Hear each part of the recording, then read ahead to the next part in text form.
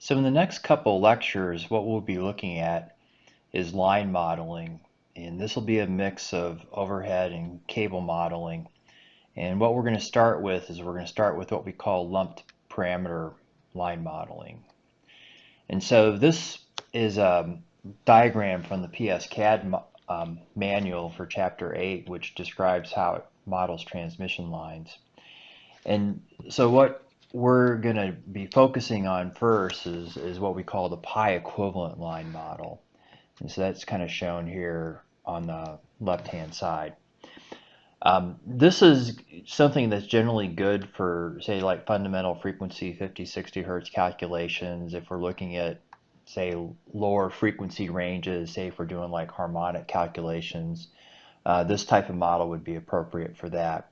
However, when we get into high-speed switching operations where we're looking at lightning strikes, then what we need to do is we need to model what we refer to as a traveling wave effect. And for that, we're going to need distributed parameters. And the model we're going to be looking at is what's sometimes referred to as a Bergeron model in PSCAD. And so we'll kind of look at like a traveling wave based analysis technique, and we'll take a look at also how that would get implemented in an EMTP style program. Now on the lower right, they also show that there are some frequency dependent models in these EMTP programs, where basically you can look at the impact on inductance and capacitance and sometimes resistance as a function of frequency. These are kind of beyond the scope of this class, but just realize that these models exist. And so what we're going to be focusing on first is what we refer to as a lump parameter model. And the idea is that even though this resistance, inductance, and capacitance is kind of uniformly distributed down the length of an overhead line or a cable, what we're going to do is we're going to lump all that resistance, inductance, capacitance together in terms of discrete components, and then model them as if we had resistors, inductors, and capacitors. And in general, if we're talking about three-phase, and what we would have is we would have a series resistance and inductance for, say, like phases A, B, and C. We would also have mutual coupling between these phases. And so there'll be, for example, a value of inductance. I guess you can refer to this as LAB, which is a mutual inductance, as opposed to a self-inductance, say like an LAA. You'll also be modeling capacitance, and the way we would do this in a lump model is we take half the capacitance and put it on the left side, half the capacitance and put it on the right side. And you'll have a couple different types of capacitance. One is a capacitance between wires. So for example, you would have a value of, say, like CAB, and then you're going to have a capacitance to ground. And so this, you can call this like a CM, like in this diagram, or maybe you would call this like a CAN. But anyway, this is the kind of the format here for the pi equivalent when we're talking about three-phase. So what I'm going to do in the lecture sequence is, this is part A. I'm going to focus in this sequence on overhead line modeling. And then I'll do a separate video on cable modeling. And then the third video is going to get into, well, how does PSCAD and Simulink actually do this modeling with some examples. And as far as what you need to know for the class, most of the time when you actually need to do calculations involving overhead and cable, there's usually programs that are already available for you to use. And so these would be programs that would be built into the tools like PSCAD or Simulink. There's line parameter calculation tools built in. So it's very unlikely you're going to have to go through from scratch and actually do these calculations in real life. However, it's important to know exactly what goes into these calculations. And so, you need to know, well, what are these different distances? And if you're talking about cables, what are the different diameters you're using? So I'll kind of run through this theory pretty quick, kind of from a high level. And the notes I post, there's a little bit more detail in there. There's plenty of references on how to do these sort of calculations as well. But what you ought to be getting out of this is basically the form of the equations and what kind of goes into when you're creating a lump parameter model, what kind of goes into those calculations. So for overhead line models for this first part of the lecture, basically you've got these overhead line constructions, and what I have on the left is a construction for medium voltage distribution. What I have on the right is for three-phase transmission. And so what you'll note on here is that there's a certain distance between the wires. So if we were talking about, say, like having phases A, B, and C, we would be concerned about what's going to be this distance between the two phases. If I have a neutral wire up on the pole, I would be concerned about, well, what's the distance between the phase wires in the neutral. Those are going to be key components of doing these inductance and capacitance calculations. So anyway, that's the function of what we refer to as a construction. And for different types of lines, this is going to vary depending on what you need for, say, like insulation. And so for transmission, these wires have to be spaced further apart because we need higher levels of insulation. And that's going to have an impact on the inductances and capacitance associated with these constructions. There's drawings that are generally available. If you're working for utility, these would be part of your distribution transmission standards. And so from the drawing, this is where you actually get all this distance information. Now, they're not going to give you these values in terms of like distance between phases A and B. If you have places where the phase conductors can go, you'll have to figure this out based on drawing dimensions. And so it's usually a mix of different things that you need to do as far as having like, I guess you can call these x-axis directions versus y-axis directions. And you'll have to kind of figure out based on the drawings how to do the distance calculations. And so you'll have these different types of drawings for distribution, and you'll have these drawings for transmission. And in the case of transmission, these would be where the phase conductors would go. One thing you're going to have for transmission is you're going to generally see some overhead places where you're going to have overhead wire. And this is for lightning protection. And all this is going to factor into the calculations, as you'll see in just a little bit here. And so this is kind of a popular H-frame construction that you would maybe see up into maybe like 230 kV circuits in certain areas of North America. Another thing that factors into the calculations is the conductor type. And what you have is you have different types of material that get used. A lot of times when you think about conductors, you might think about copper. And copper is a good conductor of electricity, but it's kind of expensive, and it also doesn't have very good strength characteristics. And so when you actually look at the higher power levels, a lot of time those wires are going to be made out of aluminum. And so you could have different sort of types of conductor, like all aluminum, different sort of alloys that might get used if you're in a high corrosion area. And then you'll also see what's referred to as ACSR, aluminum conductor steel reinforced, where what they do is they'll have like a steel core, and then they'll have windings of aluminum that are kind of wrapped around this steel core. And the steel core would give it the strength, where the aluminum would be used to give you the proper conductivity. It's the better conductor, obviously, than steel. The data for our conductors is available in tables. And so for distribution, this is one type of table you might see. What's important is the cross-sectional area. And so that's given in terms of thousands of circular mils. For smaller wires in the North American market, there's this American Wire Guide, so you'll have sometimes the wire sizes described in terms of that. But it basically relates to a cross-sectional area, and then You'll also have as important parameters the diameter that's going to be used for capacitance calculations. You'll have a GMR, which is used for series inductance calculations. You'll have resistance at different temperatures, and so depending on the calculation program, you'll enter in a DC or you enter in an AC value.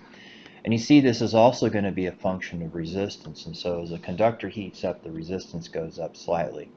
So 25 degrees C might be the number you'd use for a light loading condition, and 50 degrees C would be the number you'd use for a more heavily loaded condition.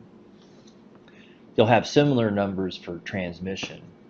And so this is from a vendor of transmission conductors. You'll note that for transmission for North America, they have like bird names associated with all these wire sizes.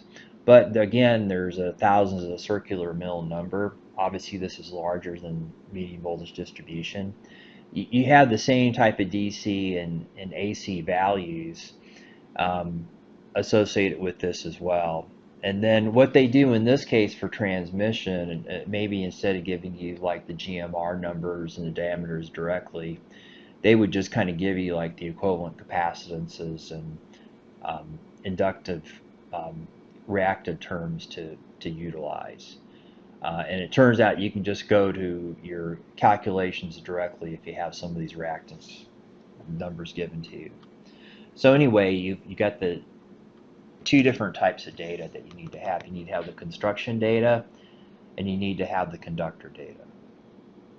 So we'll focus first on the calculation of the series impedance part of the pi equivalent model. And two things you need to get from that: you need to get the resistance, you need to get the inductance. Now, resistance is generally pretty straightforward, because it just depends on the resistance of the wire, and to some extent the resistance of ground. But as far as inductance, that takes a little bit more work to get. Anytime that you have a wire, if I have a wire and if I'm driving a current through it, what I'm going to generate as a result of that is I'm going to get a magnetic field generator, and the direction of that's going to be given by the right-hand rule. And so if I have a magnetic field, there's going to be what we refer to as magnetic flux associated with that.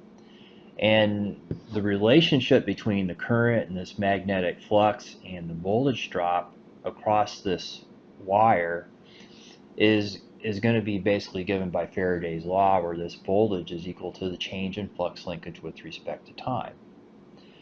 And so if we're talking about linear circuits, generally we're going to have a linear relationship between the flux linkage and the current that's going to be given by inductance L.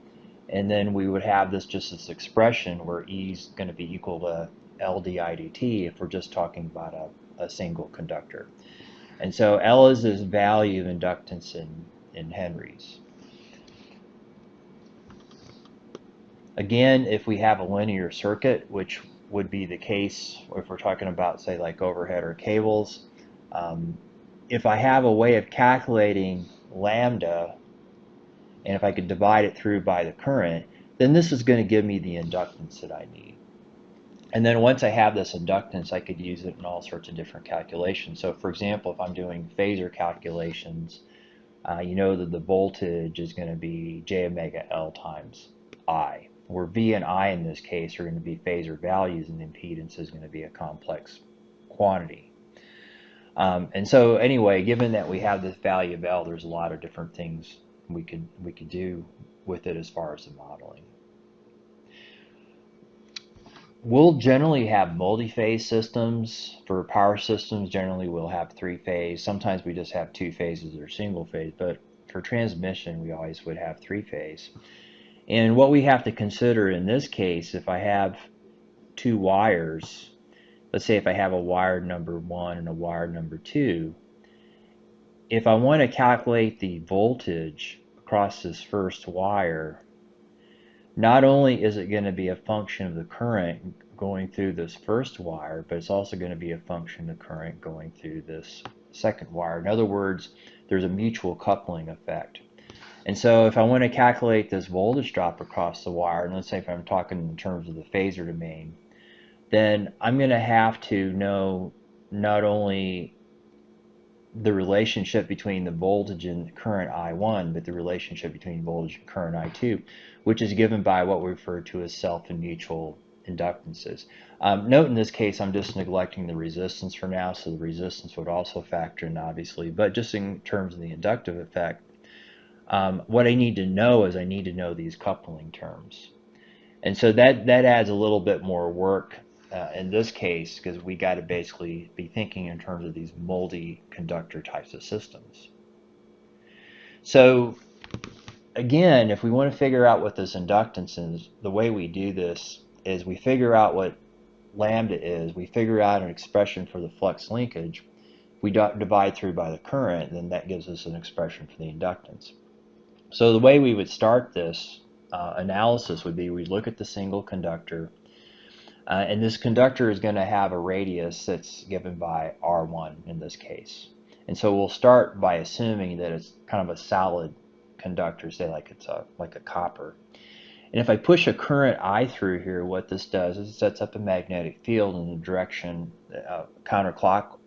direction is clockwise in the direction of these arrows. And if we're talking about multi-conductor systems, it's useful to start thinking about, well, what's going to be the flux associated with an area that's bounded by a distance d1 and d2 from the center of this line element, right?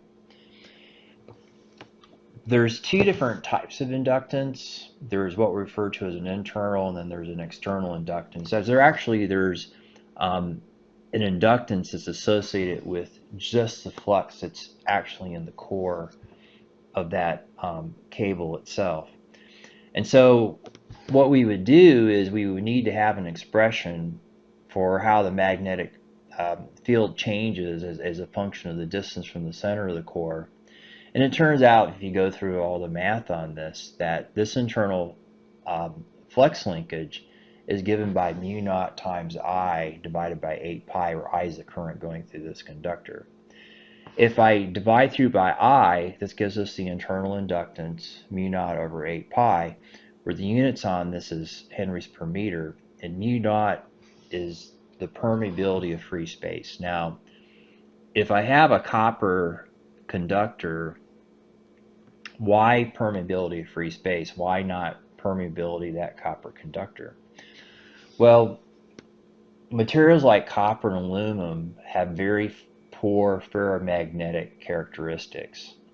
Basically, if you were going to talk about a relative permeability with respect to free space, since they have such poor ferromagnetic qualities, basically it's the same as air, right? And so this relative permeability is essentially 1. That's not the case of the material we use for transformers. If we're talking about like silicone steel used for transformers, that has a relative high permeability, but in the case of copper and aluminum, they're terrible magnetic conductors in a way.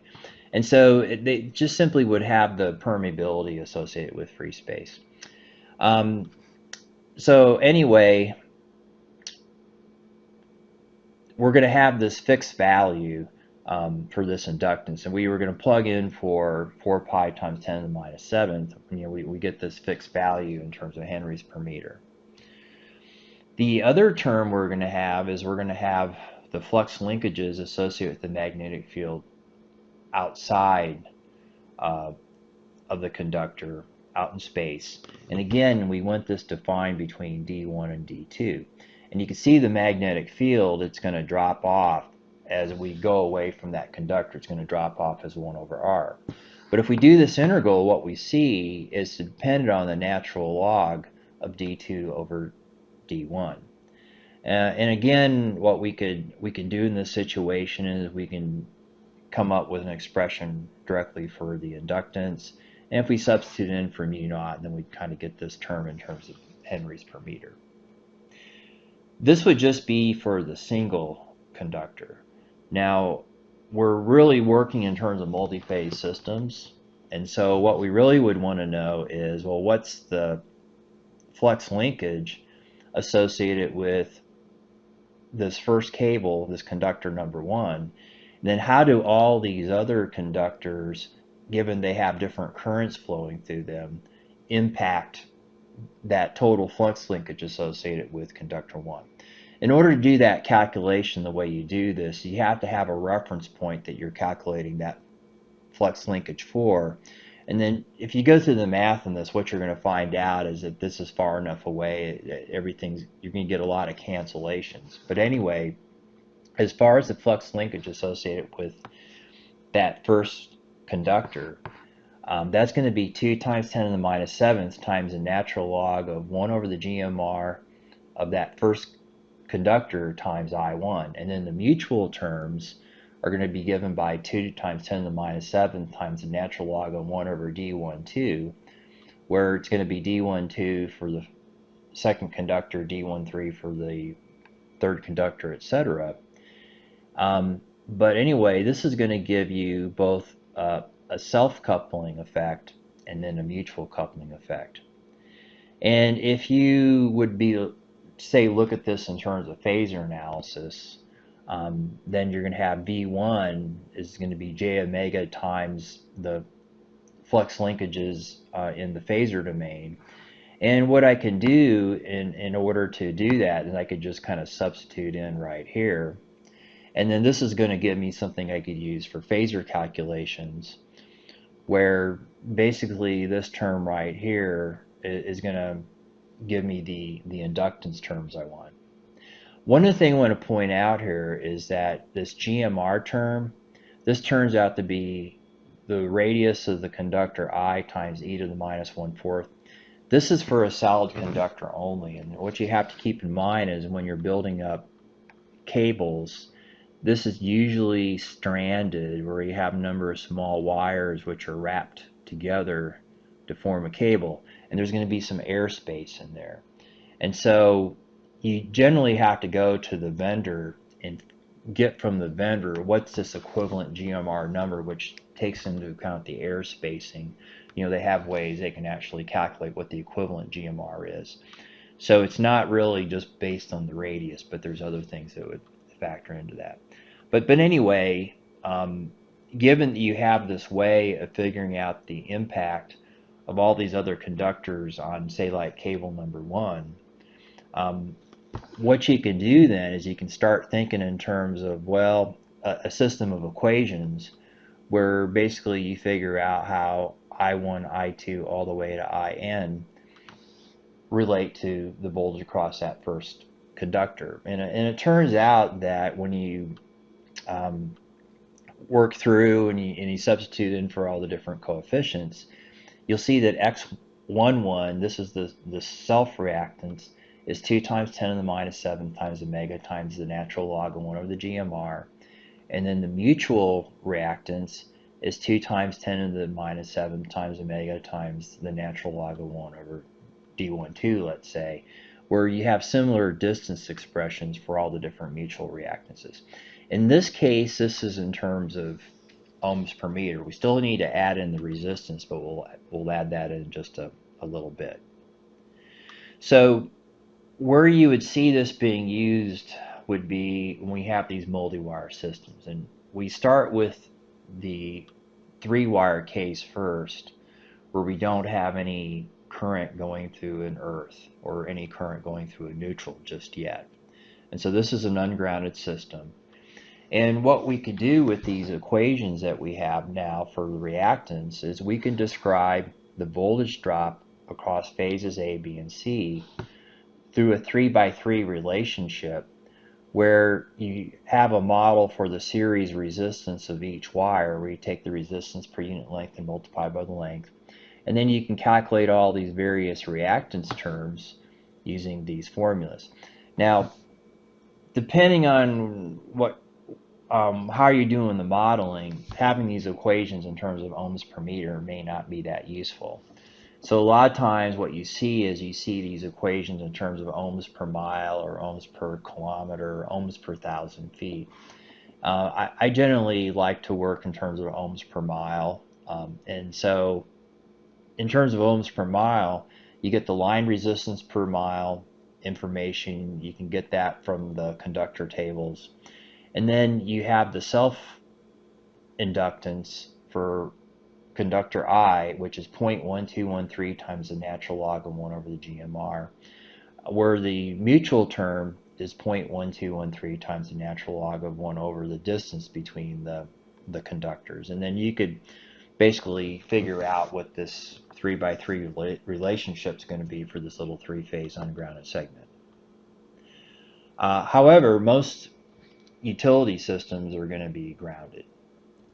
And so we got to figure out how to represent the fact that some of this current might actually flow through Earth. This is going to be done through what's referred to as Carson's corrections. Carson actually did this correction for communication systems, but we can actually apply this to power as well. And when you think about Earth, basically you can think about Earth simplistically as sort of like a flat plate that current can actually run back through. And so if you model Earth at this flat plate, that's basically what Carson's corrections do. Now you'll see if you get into grounding analysis that there's other models where they have multi-layer Earth models that could be used to give you more accuracy. But most of that would be used if you're, say, like looking at substation grounding and want to get a more accurate indication about what the specific Earth resistance is at a particular point that's really important.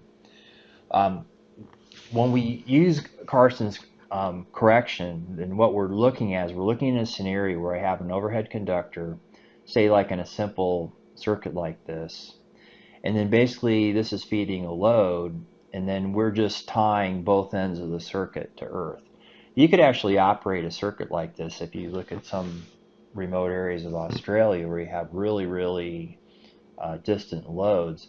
They might not even run a neutral wire. They could just actually run this return current through Earth. But anyway, what Carson did in his analysis is he basically showed that this flat Earth plate would kind of look like an equivalent conductor. It would look like an equivalent conductor where you had a distance dE primed between the overhead and this equivalent conductor. Think about it as like a dirt pipe, dirt conductor. And what he said was that, well, if you want to model this equivalent Earth return, it's going to have a resistance of omega times mu naught divided by 8. There's going to be a distance term, 2160 times the square root of the swirl resistivity divided by frequency. A typical term for rho would be 100 ohm meters. And then what you're going to have is you're going to have a net voltage drop in this loop where you have the regular resistance of the conductor, but then you add this Carson's resistance.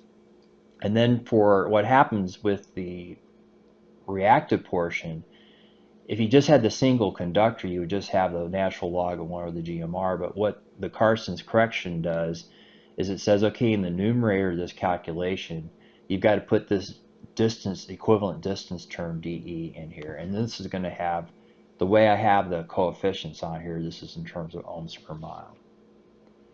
So now what this enables us to do is this enables us to model more complicated overhead systems, where not only do you have the Earth effect, so this E to E prime, this represents kind of the Earth plate, but you would also have a neutral conductor that would be up on the pole as well, or up on the transmission tower.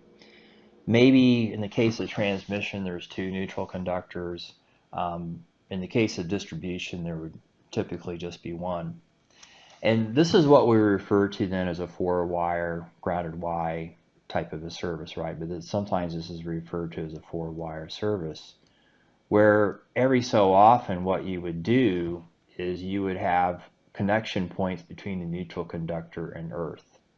And so this is done by, say, driving a rod into the ground. There's other ways you can ground. But what we would have here, we would have a 5-wire system that's where you have 5 different currents, you have 5 different voltage drops. but you basically have a 5-wire system here where you have 5 voltages and 5 currents. For doing power calculations, this is a little bit cumbersome. And so what we do is we go through a series of reductions where the first thing we do is we basically take these first 4 equations to subtract off the last equation. The other thing we make use of is all these 3 currents have to sum up to 0. So I can write an expression for the earth current, and then I can then take these 4 sets of equations I have, where you have VAA prime, for example, for phase A minus the voltage drop across the earth. And what I'm doing is I'm eliminating IE from these equations. And it turns out if you do this, you're going to get these impedance terms that have a prime on them, where this is the equation for the self-impedance. And so note it has a Carson's correction in here. And then you're going to have another similar equation for the mutual. And I would maybe sometimes refer to this as maybe like a primitive impedance, because this is the set of impedances associated with having the neutral wire modeled explicitly. Now, most power flow programs, basically what you see is you see a 3x3, because we're going to go through one more reduction. But there could be situations where you might actually want to model that neutral conductor where you want to know specifically about how much current's going through there, especially in situations where you have really poor grounds. But generally for a lot of our calculations, we're going to reduce this out. We're going to show you how we reduce it out. So the way you reduce this out then is you'll note that you have this last equation that relates VNN prime to VEE primed. So if you go back to this picture, basically what we're looking at is the difference in this voltage and the difference in this voltage right here. Let's suppose that these are directly tied together, that you have a perfect connection there. Then basically what has to happen is those have to be the same voltages, and the difference obviously just is 0, right? So if you can make that assumption, in this case, that this difference in voltage is equal to 0, then you could take that last equation where this is equal to 0, and you could use this to solve for the neutral return current. So this is going to be the form of the neutral return current going through that neutral conductor. You could substitute back into the first 3 equations. And then what you're going to end up with, for example, for phase A, is you're going to see that now that we've got a relationship between phase A voltage currents A, B, and C, where, for example, for phase A, this self-impedance term now is going to be ZAA primed minus ZAN primed times ZANA primed divided by ZNN primed. You guys have probably seen this before. This type of elimination is referred to a lot of times as a Krone reduction. And so anyway, what we're doing here is we're making an approximation. We're eliminating the neutral current as well. And we could just now write this expression for the voltage drop in phase A in terms of phase A, B, and C currents. And so this is the final set of equations we get. This is represented a lot of times as a 3x3 matrix as far as these final impedances. And basically we have voltage drop relationships for phase A and B and C that are in terms of just the 3 currents. But anyway, just keep in mind that what we're having to assume here is that we have ideal connections between the neutral wire and ground, and there's no resistance in there, which isn't the case when we have poor grounds. And so we're kind of assuming we have a half-decent grounding system for this to work out. So anyway, once we have a way of calculating the series impedance, and we'll worry about the capacitances later, but once we have a way of calculating the series impedance, then we have this relationship between a 3x1 voltage vector and a 3x1 current vector in terms of this 3x3 impedance matrix. And a lot of times what would make this more convenient to work with is if it turned out that these diagonal terms were all the same, these off-diagonal terms would be all the same as well. Now, how would we do something like this? Because in real life, these distances between the phases are different. In real life, ZAB is not going to be the same as ZAC. Well, what you could do is you could change the relative position of the conductors on the pole, doing what we refer to as transposition. And so every so often, you flip the connections around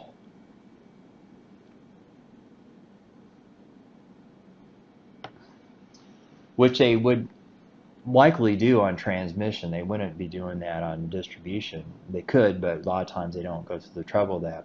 But what that's going to do, that's going to balance the phase impedances out.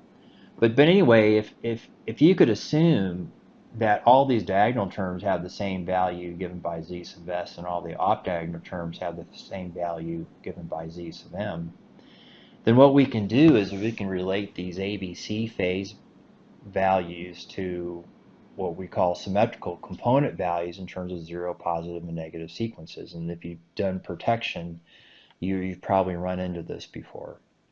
So anyway, to go from these phase values into these sequence values is done through applying a transformation. And this transformation matrix is A, where the inverse of this is going to be A inverse, obviously. And what we could do is we can relate these two together and substitute into the equation that we have for the impedances, and basically write this set of equations in terms of sequence values instead of phase values. And so what you would have is you'd have the zero, positive, and negative sequence voltages is related to the zero, positive, and negative sequence currents through ZS plus 2ZM if it's a zero sequence value, and ZS minus ZM if it's a positive or a negative sequence values. All right, so this is pretty important right here. All right, so if the circuit's just balanced, then all we basically have are positive sequence values. But if you have imbalances due to faults, let's say, you get zero and you get negative sequence values as well. Where one way you can think about the zero sequence values would be that corresponds to currents flowing through neutral and earth because of high imbalance factors, either due to a fault or due to really unbalanced load. So anyway, the reason I need to point this out is, it'd probably be simpler to work in terms of ZS and ZM. I mean, that's actually more along the lines of what's going on in the model. However, this terminology of using sequence values, of using positive, negative, and zero sequence values is so ingrained in doing power system analysis that most of the programs you're going to use for doing simulation want this input in terms of sequence values. And so you have to kind of know how to go between the phase and the sequence values, because that's just how these program inputs, say like for PSCAD, let's say, is set up. You've got to know how to convert. So just to kind of give an example of some calculations here, let's just take a look at a 4-wire system. You have phases A, B, and C, and you have a neutral on here. And so what you can do from the construction information is you can figure out what these distances are between the wire. So you got the construction information. I'm telling you that you got two different wires. The phase conductors are going to be one type of wire that has a resistance of 0.306 ohms per mile, has a GMR of 0.0244. You have a neutral wire that has a little bit larger resistance and has a smaller GMR. The reason for that, the phase conductors what's called a 336. That's actually, think like millions of circular mills. You'll have like a neutral conductor here, maybe thousands, I don't remember right now. Have to go back to the table. You have a neutral conductor, and typically what we would do is we would use a smaller ground wire size. Since this is three-phase, the neutral return current should be small. It's not going to be probably exactly zero, but it should be small. So we usually make use of that and use a smaller neutral wire than the phase conductor to save a little bit of money. But anyway, we'll assume that the soil resistivity is 100 ohm meters, and so we can calculate this d sub e term. It's going to be 2,788.5 feet. And then what I could do is I could use these equations I just talked about, and we can calculate the various impedances. So we first start off by calculating what I would call these primitive impedances. And so basically I'm using the Carson's correction. If I want to get the self-impedance term, I have to add to that the Carson correction for the resistance. For the reactance, 0.1213 times the natural log of dm over gmRA. So that's this right here. Mutual terms, very similar, but I just simply have the Carson's correction resistance. I got the J 0.1213 times the natural log of 2788.5 over the 3.8934. One thing you got to be careful about when you're doing this is just make sure you get unit cancellation. So the numerator and denominator should have the same units for this to work out. Sometimes these distances between conductors might be given in terms of inches, so just make sure that you get the unit cancellation. And when I do this, I get this 4x4 matrix, and then I have to do the Cron reduction. So for example, for ZAA, I take this term, and I subtract off this term times this term divided by this term.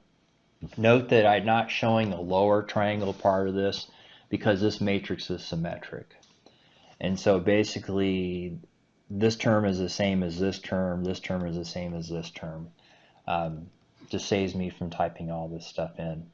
But anyway, you do the Cron reduction, and then what you're going to end up with is you're going to end up with this 3x3. All right. So what you should be seeing if you've got a program that does this set of calculations for you, that program typically will spit this value out, and this is something you would use later on. Now, one thing you'll note in here that these values are not the same. In fact, there's even a little bit of difference on the diagonal values because the distances between all the phases are not the same. This is not a symmetrical type of construction where DAB is the same as DAC. And so you're going to get this difference between the off-diagonal terms and diagonal terms. So what if you wanted to get a positive sequence value where this positive sequence is ZS minus ZM?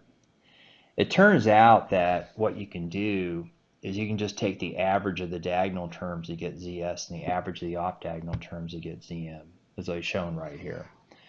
And this actually works. You can actually show mathematically this actually works. And so what this positive sequence value would just be the average, kind of like this average resistance term and this average reactance term. But anyway, when you talk about Z1, you're talking about doing per phase calculations. This is the number we would be using then. And then typically you would get Z1, you get Z0, and you make use of the fact that Z2 is equal to Z1. And so you really just need to have two values coming out of this, the Z1 value and the Z0 value. So another thing we would need to calculate would be line shunt capacitance. And in a class like ECE 551, where we're focused on fundamental frequency, say 60 Hertz calculations, I typically don't even talk about this for overhead because for medium voltage distribution, let's say, this capacitance is going to be relatively small. It's going to be kind of negligible. If we're talking about transmission, if there's short segments, it may not factor much into the solution. Typically, as a rule of thumb, If we have line lengths greater than 50 miles, we would start including the capacitances in our model. And so when we talk about doing a pi equivalent, this is sometimes what's referred to as the medium length line model. If I wanted to be a little lazy, this is kind of like the short line model, where I don't even bother to include the capacitance in there. Now cables is a different matter. Underground cables is a different matter because cables have a lot of capacitance, so we always need to include capacitance there. But if we're talking about overhead, maybe, maybe not, depending on what we're trying to do. If we were going to do harmonic analysis, we would probably want to have the pi equivalent model for more accuracy. So anyway, what we're wanting to do in this particular situation now is we want to calculate what are these different capacitances between the conductors and also between the earth. And there's actually capacitance along the entire length of the cable, but to simplify the analysis, we just simply put half of it on the sending side and we put half of it on the receiving side. All right, so that makes our analysis simpler that way. So this current that we're calculating is actually the current flowing between conductors because of the capacitive effect. And then there's going to be this basic relationship where that current flow is going to be C dV dt. So this is the voltage difference between conductors, or between a conductor and ground. We can start thinking about this in terms of charge. Basically, this current in phasor domain is going to be j omega times the charge, where this charge is also going to be C times V. So we can, write this in terms of the phasor domain. And then the thing we have to keep in mind if I have multi-conductor systems is that this capacitive current flow that we're going to have, well, it's not only dependent on this voltage V1, but it's also going to be depending on the voltage of the nearby lines as well, right? And so what we're going to want to calculate is these various terms. And this could be done in terms of calculating these capacitances directly, or sometimes we would calculate the inverse of this would be the capacitive reactances. Kind of depends on what you want as far as the final outcome. So anyway, this is kind of based on applying Gauss's law. What we're looking at in this case is we're looking at having a charge on a conductor. Basically, all the charge kind of accumulates on the outside of the conductor, which is why I don't care about GMR. Basically, what I usually do is I take the diameter and divide by 2, and that gives me the radius. This time, if I have charge on a conductor, it creates an electric field which emanates radially outward from the conductor. And kind of similar to the way I did the flux linkage calculation before, what I'm looking at in this case is I'm basically kind of looking at the relationship between charge, electric flux density, and surface area. So if I've got this flux density term, a lot of times I relate this to an electric field term. This has units of volts per meter. Basically, the strength of the electric field relates to the magnitude of the charge, and it also relates to the distance you are away from the conductor. Also, what factors into this is the permittivity of free space. And so the permittivity of free space is 8.85 times 10 to the minus 12. Now, this is what we would use for overhead because there's just airspace out there, right? But if we were cables, this permittivity is going to be different because cable insulation is actually maybe more effective 2 to 3 times of what air would be. And so we're going to have a relative permittivity that isn't going to factor in there. But anyway, just kind of similar to what we did before for flux linkage, Basically, I can get a relationship for the voltage difference that relates to electric field.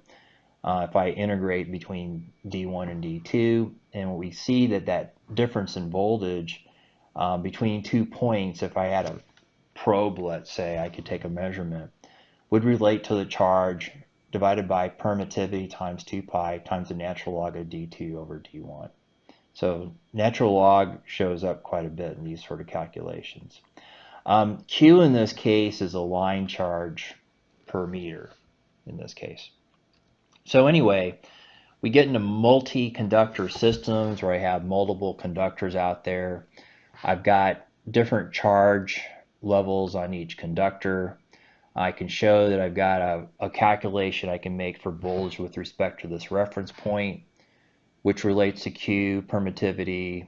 It also relates to the natural log of a distance over R1 if it's a kind of like a self capacitive term. It relates to the natural log of a ratio of distances. We have D1, 2 in for the relationship between conductor 2 and conductor 1. And similarly, if what I did for flux linkages is I can move that reference point way out. Basically, we get this relationship for voltage for conductor I, which is given by this summation where I have this kind of self-capacitance and I have this mutual capacitance. And eventually what we can get to is if we look at this in the phasor domain, we can start to think in terms of these capacitive reactances. So this is kind of like a 1 over omega c type of a term, where you have a self-reactance, which is 1 over omega 2 pi times the permittivity times the natural log of 1 over Ri. So this is the actual radius, it's not a GMR term. And then this mutual reactance between two conductors is 1 over omega 2 pi times the permittivity times the natural log of 1 over Dij. And so again, this is a function of construction. You know, we got to know what this distance is between the conductors in order to get these capacitive reactance terms. And one thing you got to watch out for in this case is if I want that capacitance, like this capacitance CII, I can't just simply invert this one term. This is going to be a matrix, and I got to invert the whole matrix in order to get that set of capacitances. So just kind of watch out for that.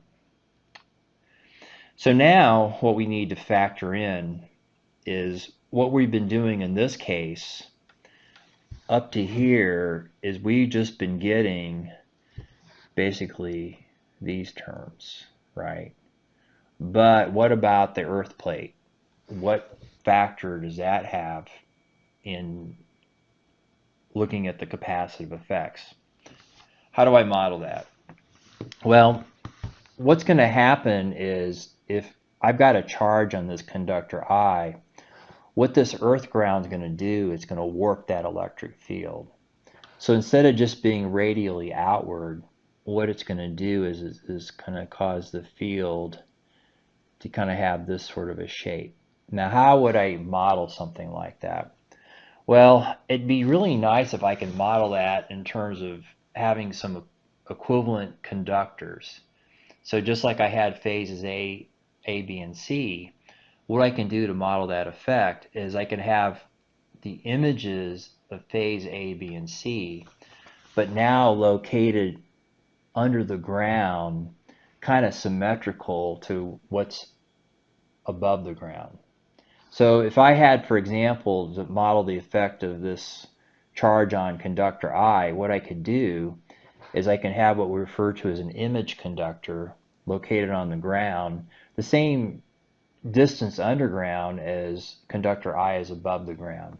And so we have these images that we create, and what this is going to do is this is going to kind of give us a way of modeling the equivalent electric fields. So it turns out once you do that, and you kind of go through a lot of math on that, that you're going to come up with these modified terms for self-reactance and mutual reactance, where the modified terms has these image distances in the numerator. All right. And these particular reactance calculations, these are given in terms of ohm meters. All right. So anyway, there's a lot of stuff written in the textbooks about this, and it's not really important that you kind of know how to derive all this right now.